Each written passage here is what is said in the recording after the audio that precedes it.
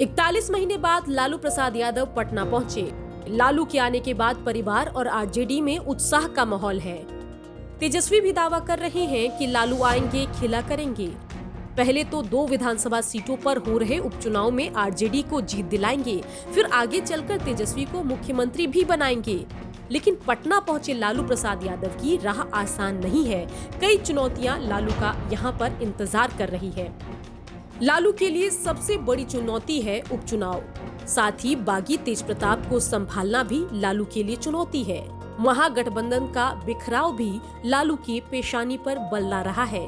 RJD की सत्ता वापसी करवाना भी लालू के लिए चुनौती है।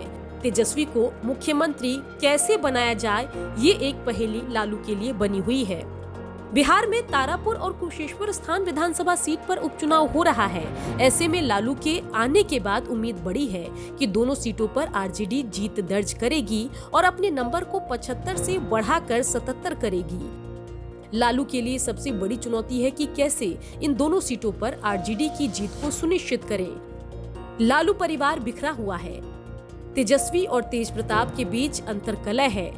तेजप्रताप परिवार और पार्टी में अपने अधिकार की मांग कर रहे हैं और रविवार की रात भी हमने देखा कि किस तरीके से तेजप्रताप ने हाई वोल्टेज ड्रामा किया, जिसके कारण बीमार लालू को देर रात तेजप्रताप से मिलने जाना पड़ा। दिक्कत सिर्फ परिवार में नहीं है, महागठबंधन भी बिखरा हुआ है। 2 सीटों पर हो रहे उपचुनाव में कांग्रेस के साथ साथ आरजेडी ने भी अपने उम्मीदवार उतारे हैं। आरजेडी और कांग्रेस एक दूसरे के विषय में तीखी बयानबाजी कर रहे हैं। उम्मीद थी कि लालू आएंगे, मामले को सुलझा लेंगे और साथ ही आरजेडी और कांग्रेस के बीच सेतु का काम करेंगे। लेकिन जैसे ही लालू आते हैं, कांग्रेस के बिहार प्रभारी पर तीखी टिप्पणी करते हैं। उसके बाद बात और हाथ से निकलने लगी। लालू के लिए चुनौती ये भी है कि कैसे महागठबंधन को एकजुट किया जाए, क्योंकि बिना कांग्रेस के समर्थन के बिहार में कोई खेल होना मुश्किल है। और इन सब के बीच आरजेडी की तरफ से लगातार दावा ये किया जा रहा है कि उपचुनाव में दोनों सीटों पर जीत दर्ज करके आरजेडी बड़ा खेल करने वाली है। लालू की अगुवाई में दावा ये हो रहा है कि जैसे ही दोनों सीटों पर जीत दर्ज होगी, महागठबंधन की सरकार बन जाएगी।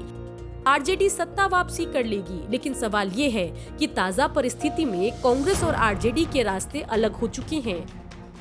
दोनों पार्टियों के बीच तीखी बयानबाजी हो रही है और इस तीखी आलोचना को खुद लालू यादव लीड कर रहे हैं।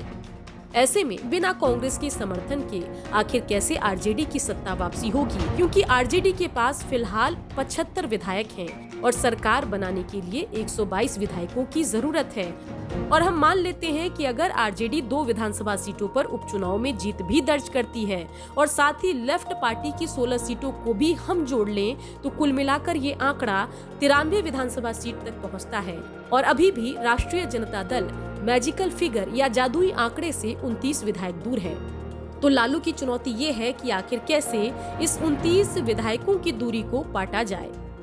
दावा ये भी किया जा रहा है कि लालू के आते ही तेजस्वी यादव मुख्यमंत्री बन जाएंगे। लेकिन फिलहाल अगर हम आंकड़ों पर गौर करें तो वर्तमान परिस्थिति में आरजेडी के पास न सत्ता वापसी का आंकड़ा है और न ही तेजस्वी को मुख्यमंत्री बनाने का कोई रास्ता है। खासतौर पर उस परिस्थिति में जब कांग्रेस और आरजेडी के बीच दूरी आ चुकी है, तो लालू यादव के लिए ये भी चुनौती है कि बिना नंबर के कैसे तेजस्वी को मुख्यमंत्री बनाया जाए। ब्यूरो रिपोर्ट, बिहार तक।